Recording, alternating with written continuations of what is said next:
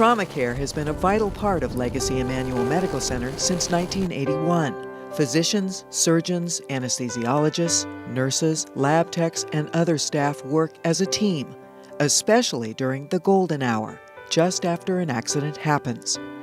With unparalleled knowledge and experience, the trauma team stands ready at all times to deliver rapid, life-saving care. The 3 patients you are about to meet are alive today because of the hard work and commitment of the Legacy Emmanuel Trauma Team. Even after a quarter century, we still remember 7 high school students and 2 adults on a Mount Hood climbing expedition die when a snowstorm strands them at 9,000 feet. We remember the miracles, rescuers finding the snow cave at last, 2 students, mostly frozen, but alive. This is the story of one of those students, brought back to life by an extraordinary team at Legacy Emmanuel Medical Center. Brenton Clark's temperature was 73.4 degrees when emergency crews transported the 16-year-old to Legacy Emmanuel. Trauma Director Dr. William Long was waiting with a new kind of cardiopulmonary bypass machine, which, in theory, could work on a patient with severe hypothermia by pumping out the blood, warming it, and pumping it back in. She was found curled up like a ball inside the snow cave. The only way you could tell she was alive is you put a slide, a glass slide. There was a little bit of moisture coming onto the slide, and that's how cold she was. She started to wake up, and her heart rate increased, and the frozen arms, she now began to move them. One of these slow motion pictures of the flower opening up and beginning to bloom. Now a 42-year-old physician and the mother of 3 young children, Brenton is the picture of vitality.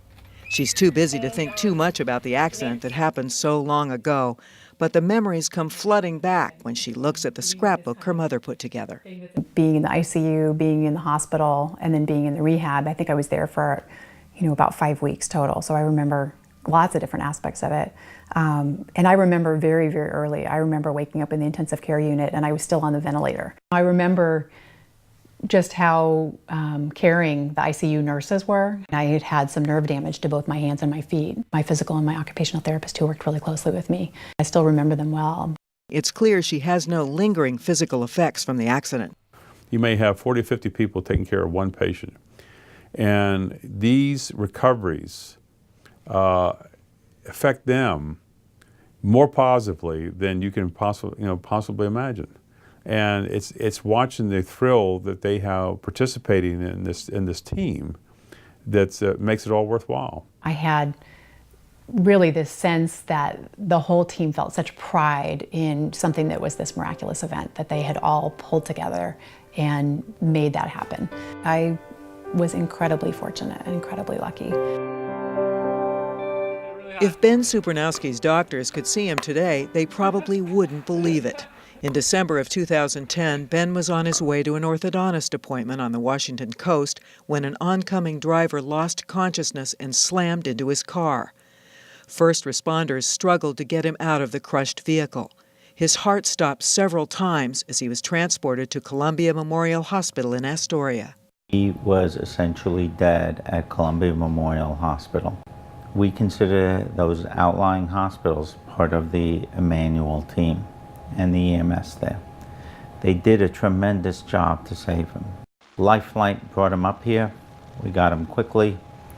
He was on the table. He had a blood pressure that was extremely low.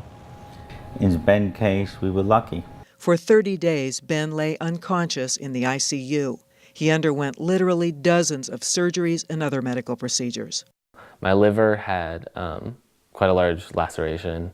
My pancreas was damaged and they had to remove a third of it. My spleen is removed, my gallbladder is removed. Intestines were cut open, my bladder was bruised. There were a lot of questions whether he was going to make it. About 3 days in, his kidneys have failed. There was blood clots. At any moment, one thing could have taken him. Finally, Ben's condition improved enough to be moved out of intensive care.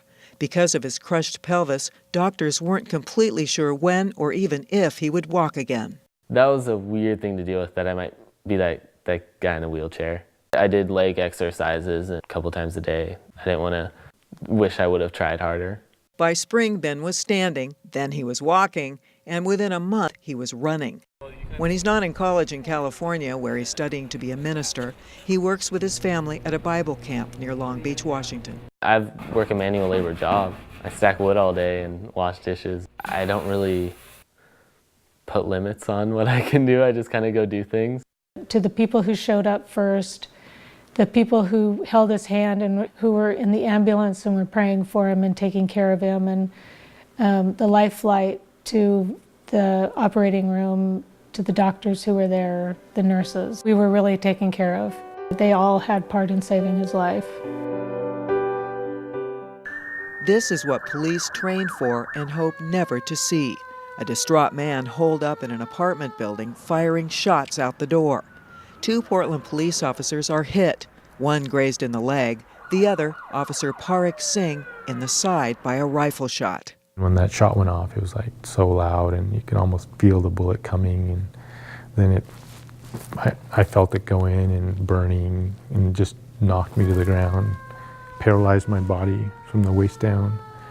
But I was awake and demanded they take me to Emmanuel Trauma Center. It's where you want to go if anything serious happens. The Legacy Emmanuel Medical Center trauma team took him directly to surgery. It was a life-threatening wound. His colon was injured and we had to repair that. When we took him back a couple days later for putting his abdominal wall back together, we were actually right on his spinal column. The bullet had stopped about an inch from his spine. They're able to get most of the shrapnel out, but there's quite a bit still left. It took Officer Singh 9 months of physical therapy before he could return to work. He says the injury to his muscle still gives him trouble, but he's not complaining. He's just happy he's still around to raise his 7-year-old son. My whole perspective on life has completely changed. Value everything more. We work with law enforcement, EMS, and fire every day.